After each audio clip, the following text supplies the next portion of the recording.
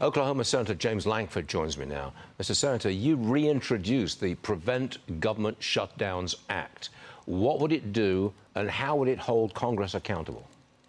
Well, we would not be in this moment right now if that bill had actually passed. I actually brought it up last year. We had 57 votes. We've got to get 60 to actually pass it in the Senate, so we were very close in passing it.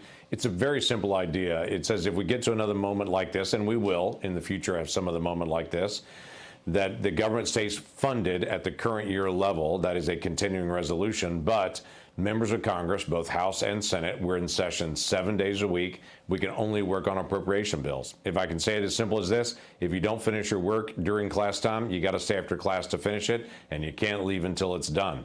That's a straightforward way to put the pressure on members of Congress to do our stuff, but to actually hold federal workers and SNAP beneficiaries and Head Start, hold them harmless while we fight the issues out. We've got big issues to fight. Let's have the fight, but let's hold everybody else harmless during the fight. Do you have Democrat support for this? Do you need more Democrat support? How much more do you need? I have had Democrat support. I had 10 Democrats last time that joined me in this to be able to push it. I'm looking for more. Obviously, I was 3 short. The last time we had all Republicans that actually joined me on it last time. We want to be able to end government shutdowns. And I kind of remind you, that was the last session when Republicans were in the minority that we were saying we should take this off the table forever. This shouldn't be an issue. Obviously, Democrats didn't support it because apparently they wanted to have a moment like this.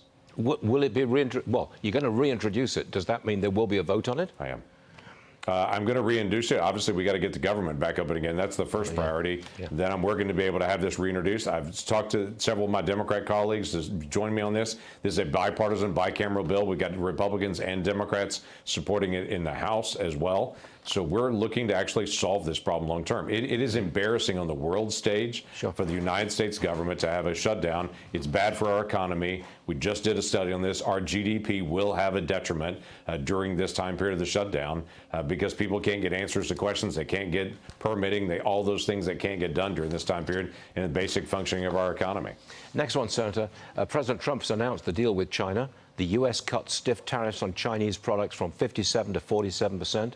China cracks down on the trade in chemicals used to make fentanyl. China eases restrictions on rare earths. Are you happy with this? I am, actually. It's really a truce rather than a long-term deal, isn't it? It is, actually. We understand we're going to be in competition with China. They're a key competitor for us economically. That's going to remain. But China had made agreements in the past about buy soybeans, buy sorghum, and then they just rejected it and said they're not going to do that. That collapsed the soybean and sorghum market here in the United States when they didn't follow their contracts. The president's renegotiated that, said, no, you got to be able to do it. They've now agreed to do that. Critical minerals would absolutely crush our economy if China chose to do that because America has not done its work to be able to actually have enough critical mineral production here and the processing here. So we're exposed to China, and China's used that leverage. So we've got to stop fentanyl coming in, got to get rare earths and critical minerals in. They need to be able to buy our ag supplies. That sounds like a very good conversation to me to have those agreements. Mr. Senator, thank you very much for joining us today. We appreciate it always. Thank you very much, sir.